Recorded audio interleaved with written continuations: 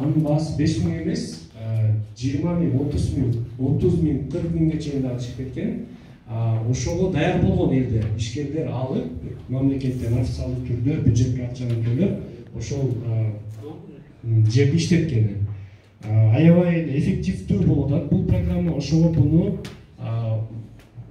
бул конференциянын башында айтып кетти. Бул жак эми жергиликтүү мүлккө дагы киргизгенбиз. Азыр сайт иштеп жатат. etp.өкмөт.kg сайт киргенде силер государственная собственность эмес, муниципальная собственностька киресиңер дагы катталасыңар. Катталуу жолдору өтө эле оңой. Жалпы шарттары бул сиздер баланс ээсисиңер да ошол мүлктөрдү киргизесиңер. Киргизгенден кийин ушул шарттарды аткарасыңар. Катышуучулардын электрондук өтүнмө берүүсү, онлайн аукцион өткөрүү, бул өтөт өз убактысында силер койгон убакта. Андан кийин келишим түзүп, электрондук келишим түзгөндөн кийин ошол адамдар алдын ала төлөгөн акча каражат силердин бюджетиңерге ошо кандай бөлүнгөнүн биз билбейт экенбиз, бирок түшөт. Өз шарттары менен. Биз бир гана электрондук жагын жооп беребиз да. Каттоо жол боюнча бизге чалышат, азыр көп эле айыл өкмөтү катталып калды. Эки эле жол бар, азырынча иштеп жаткан. Биринчиси бул муну билесиздерби эмне экенин? Сиздерден элдер ушул айылдыктар сурашат. Бул эмне деп сиздерден сурайт. Айтып коеюн, бул мисалы ридер. Ридер деген паспорт, жаңы паспорт бар го, EID чип менен. Ошол чипти ушул ридерге улайсыңар, улап туруп, буну компьютерге улайсыңар. Бул жакта мындай USB разъем бар. Мен атайын көрсөтүп коеюн дедим, анткени сурашат бизден чамчы. Болгону ушул. Паспорту улап, компьютерге улап туруп, сайтта регистрация болуп катыша бересиңер. Экинчи жолу айыл өкмөттөр айтышат, неге биз паспорт менен катталышыбыз керек деп дагы суроолор жайылат да. Аз көрсөтүп кетейин. ЭЦП дегенди билесиңер, электронный цифровой подпись. Бүт бухгалтерлерде бар. Экинчи каттоо жолу ушул ЭЦП аркылуу билесиңер, кичинекей эле болот. Көп эле башчыларда, адистерде бар экен. Бул сайтта силер катталыш үчүн ушу эки жолу бар. Кийинки шарты башчы катталыш керек, жана жер адиси катталыш керек. Жер адиси катталгандан кийин, башчы катталгандан кийин бизге жазып койгула, акырында номерин болот. Силер активация кылып коебуз. Жер адис чыгат, сүрөткө тартат, керектүү жерди, сайтка кирет, катталат, маалыматты киргизет. Андан кийин башчы мөөнөттү коюп туруп жарыя кылат. Аукционго элдер ушундай эле шарттар менен паспорту менен сайтка катталат. Же болбосо кааласа ридерди алат, ЭЦП-ни кечиресиз, ЭЦП-ни алат. Доступ менен үй-бүлөгө барып туруп катталат. Акчасын бүт адамдар алдын ала төлөшөт. 100 сом болобу, 1000 сом болобу, 100 000 болобу, баардыгы алдын ала төлөйт. Бул силерге кепилдик. Төлөгөндөн кийин элдер катышат. Ушундай эле мындай жөнөкөй жапалак сөз менен айтканда ушундай эле болот да. Бирок ушунун баары электрондук болот. Отурушат элдер, катышып атышат онлайн. Сиз колуңузду көтөрөсүз, 10 000, бул жак айтат 11 000, бул жак айтат 12 000. Ким эң үстүнкү бааны берсе, ошол жеңет, утуп кетет. Акчасын алдын ала төлөгөн болот, бир нече эсе. Ал акча каражат бул кепилдик болуп кала берет сиздергечи. Мисалы жөн эле катышып бааны көтөрүп жогору кетпей жок. Башкы баа 5 000, 10 000 болсо, токтомдор чыгарылып, биздин билишибиз боюнча азыр көбөйтүп койгон. Мисалы башкы баа 5 000 болсо, алдын ала жарандар катыш үчүн 10 000, 15 000 киргизип коюш керек. Анткени айтып атам го, көп жерлердин жана калькулятор менен сынап чыкканда, таблица менен баасы ылдый экен да, 5 000 деп коет таблица менен. Бирок реалдуу рынокко карасак, анын баасы 10 000 же 15 000 же 20 000 да. Ошого биз алдын ала акчаны төлөтүп атабыз. Гарантийный взнос айтабыз. Гарантийный взнос деп коет. Элдер алдын ала төлөйт. Эми бул башында эле айтып кеттим да силергечи кыскачасын. Эми ичин кичине берип коеюн маалымат, ичи боюнча. Эки эле тарап бар. Ижарага берүүчү, силерсиңер, ижарачы бул элдер.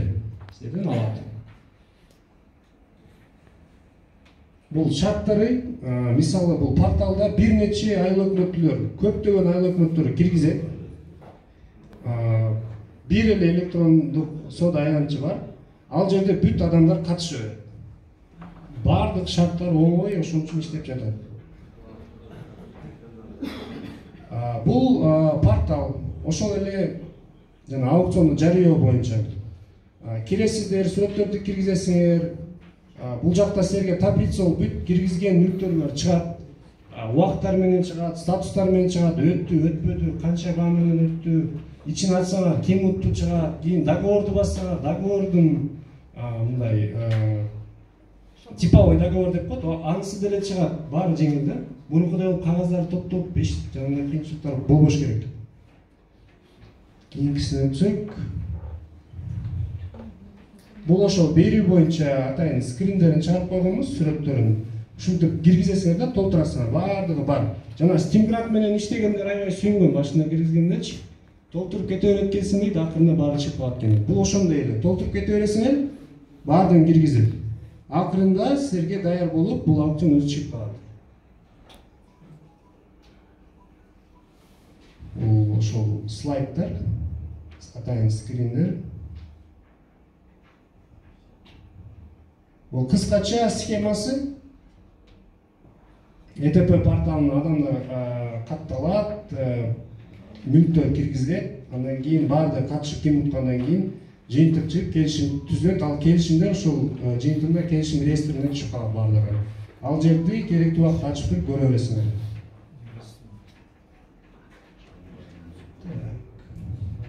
Жылдырып кете берелик. Бул жерде деле жалпы маалымат. Мен силерге азыр керектүү кызыктуусун айтайын деп атам. Мынакей, эми оплата боюнча. Бул сиздерге эмес, бул элдерге тийиштүү да. Мисалы, элдер катышкандан кийин мен тандадым дедик, мисалы ушул жерди тандадым мен. Ушул жерге катышамын, 15 миң төлөп, ушул жерде офис ачам деп катышып атам. Бул жергиликтүү мүлк. Мен катыш үчүн ошо сайтка кирдим, катышам деп договорду жанагындай заявканы алдым, көчүрдүм, колумду койдум, киргиздим. Андан кийин мен акчаны төлөшүм керек. Ошол эле сайттан оплата деген кнопка бар атайын. Ошол кнопканы баскандан кийин баскычты тиешелүү баракча ачылат да. Бул жерде түрлүү жолдор бар. Кааласа картасынан төлөйт, кааласа РСК банк, КСБ банктарга барып төлөйт, кааласа терминалдар аркылуу төлөйт. Биз байланыштырып койгонбуз да, привязка кылып. Миша деп койдук, эми Миша деп, Азамат деп койдук. Азамат деген жигит катышты. Именно ошо Азамат деген катышып, ошол Азаматтын аукциондун акчасы төлөндү деп байланыштырып койгонбуз. Банкка төлөгөндөн кийин ал өзүнүн аукционуна киргенде сиз төлөдүңүз деп анда чыгып калат. Сиздерде дагы маалымат чыгып калат. Ушул мүлкүңөргө ушунча адам заявка берди, ушунун арасында мисалы 10 киши берди, дагы 5өө төлөп койду. Чыгат сиздердечи. Аукцион качан болот? Эгерде эң аз дегенде 2 адам, мисалы 100 адам заявка берди, дагы бирөө эле төлөп койсо, аукцион силерде акырында убактысы келгенде жокко чыгарылат. Бирок 100 адам заявка берип туруп, экөөсү гана төлөп койгон болсо, анда аукцион башталат. Бирок аукцион баштагандан кийин ошол экөөнүн бирөөсү дагы бир жолу бааны көтөрбөсө, анда дагы аукцион жокко чыгарылат. Жок дегенде бир шаг көтөрүп коюш керек. Канча жолу көтөргөнүн чектөө койбодук. Бирок бир адам жөндөн жөн эле 100 миңге чейин отуруп алып өзүнүн мындай көтөрө бербейт да. Мен көтөрсөм болду, мен күтөмүн. Кийинки адам көтөрсө, андан кийин мен көтөрө аламын. Бирок кийинки адам көтөрүп, мен учпай турсам 5 миң күтөт система, анда ал адам утат. Бизге келишет. Силерде коррупция, мен утпадым. Именно мен кылып атканда, бул ошол мамлекеттик мүлк боюнча айтып атам да, мисалдарды. Силер келишет, каттарды жазып келишет. Инфосистема деген биздин ишкана, бул мындай жөнөкөй ишкана эмес да, бул мамлекеттик ишкана, тажрыйбага күчтүү адистер иштейт бизде, эл аралык практика алып келген адистер иштейт. Казнаны карап атабыз, стимгрантты карап атабыз, закупкени караганбыз. Азыр башка өткөрүп беришкен. Азыр мына ЭТПнын мамлекеттик мүлктү иштеп атабыз. Ал жерде бардыгы жазылып чыгат. Лог деп коет. Лог деген бул бүт ушул жерге катталган адамдар, кайсыл жерден кирип атат, кайсыл компьютерден кирип атат, кайсыл телефондон кирип атат, кайсыл интернет аркылуу кирип атат, Мегакомдун интернети, Билайнын интернети, керек болсо баарын чыгарып беребиз. Лог деп коет. Ошол адам предложить свою цену, да, мисалы, өзүнүн бааны берүү деп. Бастыбы ошол кнопканы же баспады, баары чыгат биздечи. Аны биз тиешелүү орган кайрылгандан кийин баарын чыгарып беребиз. Ошого сиздерге элдер кайрылганда силер 100% аларга кепилдик, мындай уверен айтышыңар керек да, эч кандай кабатыр болбосун, бул система иштейт. Ошол эле учурда мындай кыйынчылык болот силерде. Ал эмне менен байланыштуу? Ал интернет менен. Интернетти азыр айтып кеттик, кыйынчылык туурабы көбүнө. Ошого сиздер мындай мындай акыркы ушул заманбаптуу эмнелер бар, модемдер бар. Телефон аркылуу Wi-Fi таратып туруп компьютерге бөлсө болот. Настольный компьютерге турса мындай кичинекей USB-лер болот. Ушуга окшогон эле, мына ECP-ге окшош нерсе болот. Ал телефонуңуздан интернетти таратып туруп, ушул аркылуу жана столдун үстүндө болот го настольный компьютер. Ошого интернетти байланыштырып койсо болот. Ушундайларды кыйналып тартып жүрбөйчү. Биринчи этаждан нар жака же бул имараттан наркы имаратка. Ушундай нерселерди силер талап кылгыла, жетекчиликтен, жаңы келген жаш адистерден, жумушка алып атканда сурап, мындай нерселерди билесиңби депчи. Ошого ушул интернет боюнча эле биздин оюбузча силерде кыйынчылык болушу мүмкүн. Башка мындай өтө деле кыйынчылык жок бул системада. Аябай жеңил жана оңой. Кийинкилерди айтып кетейин. Эмнеге мунун баардыгы керектигин. Дагы бир маалымат. Аукцион башталат го. Аукцион башталгандан система 30 минут берет, күтөт. Мисалы, бүгүн саат 3-тө аукцион башталыш керек деп турса, 3-тө, ровно 3-тө баракча чыгат. Мындай болчу. Анан убакыт азая баштайт. Убакыт азайып, башында 30 минут берет. Эгер 30 минуттун ичинде бир дагы адам мындай көтөрбөсө бааны, анда эч ким көтөрбөдү деп туруп биз жыйынтык кылып электронный аукционду жокко чыгарып коебуз. Анан ошондой тизмеге алып түшүп калат. Эгерде бирөө баг берсе, мындай болуп 5 минут башталат. Азайыпчы. Мисалы, максат менен Азамат дейли киришти, экотең башталды. Бирөөсү көтөрдү, көтөргөндөн кийин система 5 минут күтөт. Ушу 5 минуттун ичинде экинчиси көтөрбөй койсо болду. Жеңүүчү жарыя болот. Дагы бир мындай суроолорду бизге бере башlayт. Эгерде ушу максат менен Азамат катталды, заявка берди, экотең төлөдү, бирок Азамат кирди, компьютерди ачты, бирок максат кирбеди, компьютерди ачпады депчи. Бизге айырмасы жок. Бизге маанилүү эмне? Кирип, кнопканы басыш керек. Предложить свою цену, өзүнүн багын берди деген кнопканы басыш керек. Аны басыш үчүн алар башында мен айтып кеткендей мындай жаңы паспорт, образец, же болбосо ECP аркылуу системага кириш керек. Жакын арада Infocom, ГРС-тер менен баардыгы менен сүйлөшүүнү жүргүзүп бүтөбүз дагы. Элдерге аябай жеңил болот. Кереги жок мындай ECP-си деле, паспорт деле, мындай ридерлер деле кереги жок. Жөн эле мындай телефонун алып, азыр барыңыздарда көбүндө бар да смартфон.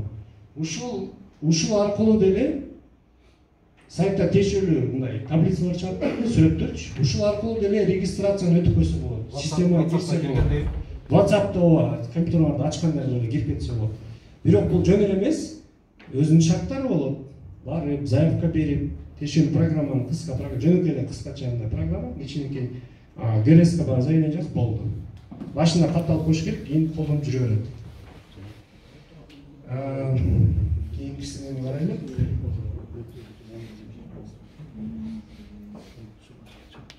Эмнеге бул система болуп атканын плюстарын айтып кетелик. Документтер боюнча биз технический адиспиз, техникалык специалист адистербиз. Биз юридикалык жактан да жооп бербейбиз. Бизге тиешелүү эместеринечи. Биздин заказчик бар, ошонун астында биз система мындай болуш керек деген шарттарды жасап бергенбиз. Ал эми ушул айыл өкмөт менен жана элдердин мамилесине биз киришпейбиз. Мисалы, элдер келип айыл өкмөткө нааразы да келиптирчи айтат.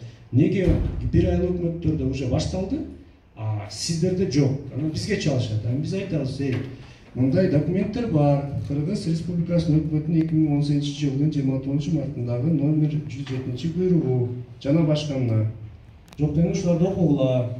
Булар инфосистеманын ишин көзөмөлдөбөйт.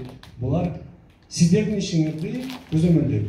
Биздин жумушту бул келишим көзөмөлдөйт да, биз менен ошол биздин заказчиктин. Ушуну айтып кетейин дегем. Бул паспорт боюнча билесиңер, ал паспортто кандай маалыматтар болот. Эми бул система эмнеге киргизген боюнча кыскача маалымат. Соода жүргүзүү боюнча натыйжалуу порталды түзүү, бул портал түзүлдү. Мониторинг жүргүзүүдө жана талдоодо натыйжалуулугун жогорулатуу. Мисалы, бир жыл өттү дейли, көптөгөн мүнөттөр кирди, аукциондор өтүп жатат. Биз эми ошол маалымат аркылуу, ошол маалыматтарыбызды алып туруп, көрсек болот да, кайсыл айлык кандай иштеп атат, кайсыл жерде канча мүлк бар, канча сом бюджетке түшүп атат, канча адам убактында ошол келишимдерди аткарып акчасын төлөп атат, канча жылдык дагы договорлору бар, дагы канча жерлери жаңы болуп аукцион болуп чыгып атат. Ушунун баардыгын биз билсек болот. Орточо бааларды билсек болот. Ошондон кийин силер деле бюджетиңерди пландоого мүмкүнчүлүгүңөр ачылат. Бул статистиканы алып туруп сиздер өзүңөрдүн жанагындай процедурный маселелер, бюджет маселелерин көтөргөнү мындай маалыматтар көбүрөөк болот да. Мисалы силер реалдуу картинаны берип, анализдеп, мына бизде мынча мүлк бар, мынча акча табабыз, мынча түшүрсөк болот деп, ушуну биз жака мынча пайызын калтыргыла деген демилгелерге силерге бул чоң жардам болот. Өлкө боюнча дагы мындай көзөмөлдөп мониторинг кылганы жетекчилерге аябай пайдалуу жана жеңил. Халктын ишенимин жогортулатуу жана бюджетке түшүрүүлөрдү көбөйтүү. Буга мен өзүм да толук кошулам. Анткени башында айтып кеттим мисалдарды. Рыночный бар 5000 эмес 20 000, 40 000 деген имараттарды 5000 кылып берип атышкан да буга чейин. Бул жалган болсо билбейм, жалган эмес да. Ушундай эле болуп аткан, биз угуп атпайбызбы? Ошого элдер нааразы болгон. Эми ачык өтөт, баасы ачык көрсөтүлөт. Ошол баа толук тыйыны боюнча керектүү жака барып түшөт. Адам барып ошол кассага бергиле банк өткөрүп берсе, ал түшүрүү жагына биз жооп беребиз да. Ошо казна аркылуу жана бул система аркылуу түшүргөн. Бул үчүнчү плюс да. Акыркысы бул таза аукциондорду өткөрүү. Мурунку система газетага жазып койдук, бияка берип койдук, кагаз кылып койдук, кагазды токтойсуңар, аяка барасыңар, бияка барасыңар. Арасында бирөө нааразы болот, анан бир документи туура эмес болуп калгандар болот. Жана башка көп башкаруулар да. Бул жерде болсо бүт баары бир шарт, бардыгына бир шарт. Жана ошол шарттар бардыгына белгилүү, алдын ала бардыгы көрөт. Канча баада башталды, канчага көтөрүлдү, канчага утту. Эч кандай жашыруу деген жок. Өзүңөр да отуруп алып, көзөмөлдөп, компьютерди ачып карап тура бересиңер. Көңүл бурганыңыздарга